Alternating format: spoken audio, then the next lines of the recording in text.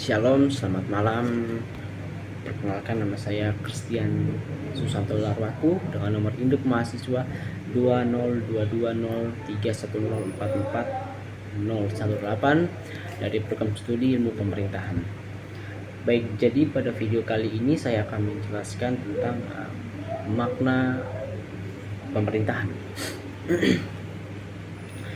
Jadi yang pertama atau poin yang pertama, pemerintahan sebagai kebutuhan. Sebelum adanya sistem pemerintahan, masyarakat tuh dong hidup dalam komunitas yang kecil atau yang sifatnya otonom, berpindah-pindah, serta dong menggunakan fisik untuk mereka mempertahankan diri dari serangan komunitas lainnya. Pada saat itu mereka yang kuat akan menindas terhadap yang lemah. Contohnya seperti perampasan hak orang lain. Menurut Thomas Hobbes, seorang filsuf yang berasal dari Inggris, dia mengemukakan pendapatnya bahwa konflik semacam itu sebagai suatu keadaan yang perang antara yang lain, artinya semua melawan semua. Namun dari waktu ke waktu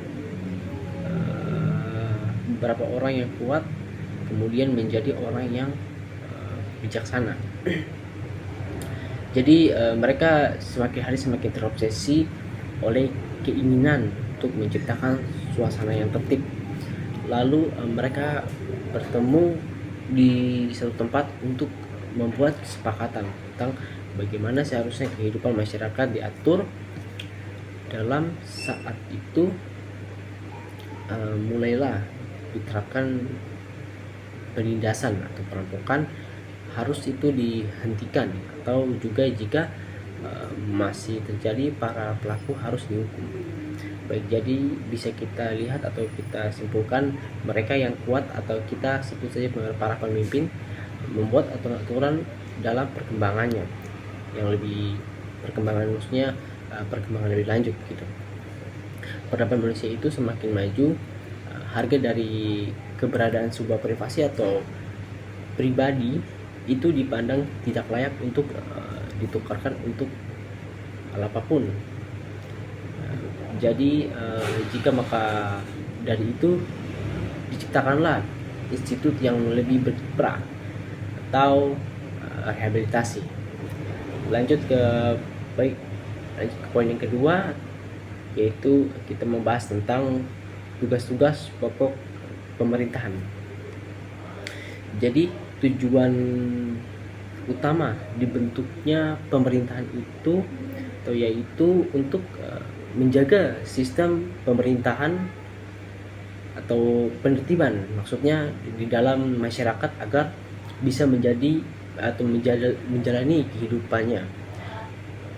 Pemerintahan bukanlah diadakan untuk melayani diri sendiri, tapi melainkan tetapi untuk melayani masyarakat agar terciptanya kondisi yang memungkinkan masyarakat untuk mengembangkan kemampuan untuk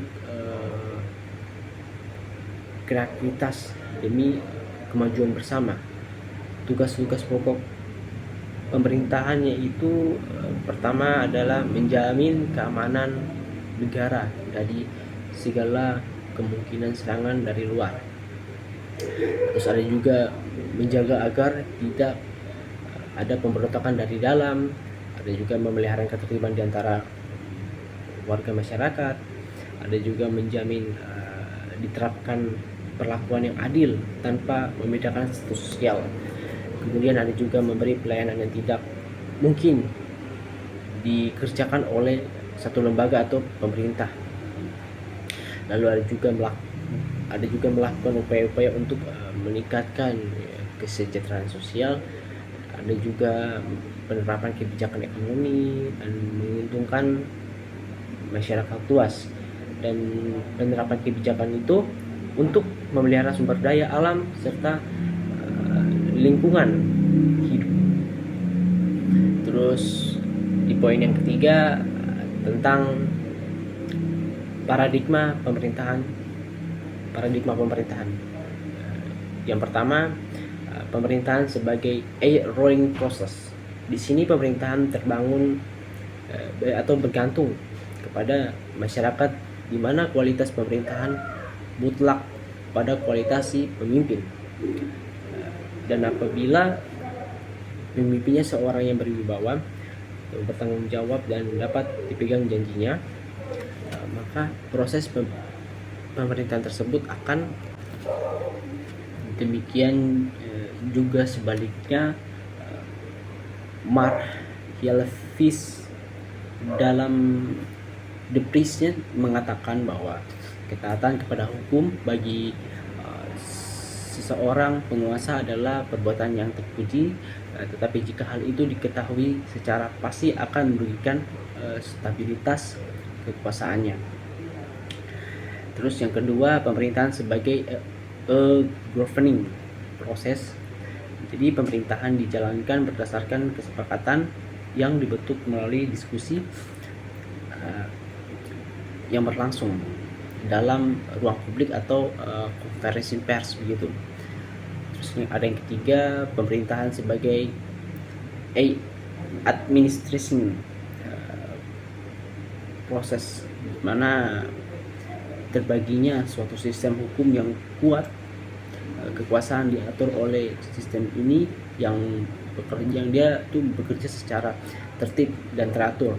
Jadi setiap tindakannya tuh peristiwa pemerintah maupun masyarakat tercatat dalam suatu sistem rekaman yang nantinya akan dapat sewaktu-waktu dia tuh diacu dalam pengambilan keputusan warga negara yang aktif nantinya menaati aturan hukum, berperan sebagai pengawas atau kejujuran dan konsistensi. Jadi itulah kepemimpinan yang nantinya akan berlaku. Baik sih.